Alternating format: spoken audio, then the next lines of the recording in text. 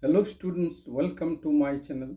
Today we are going to learn here multiplication by one digit number. Here we have taken two examples, one without carrying or regrouping and another with carrying or regrouping. So let us start with this first. Here we have to multiply one digit first by 2. So 2 ones into 2. So 2 twos are 4, 4 ones. So 4 ones will put 4 in ones place. Next, we'll multiply the 10 digit by 2. So 4 tens multiplied by 2, 4 twos are is 8, 8 tens. So 8 tens, therefore we'll put 8 in tens place.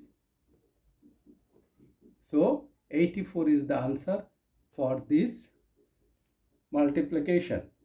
Students, I hope you have understood up to this level. Now let us start this. Here in the same way we have to multiply one digit by 5 first. So 5 ones multiplied by 5 is 25 ones. Now 25 ones is equal to 2 tens plus 5 ones. Now this 5 ones, this 5 will put in ones place, therefore we'll put 5 here, and 2 tens will carry.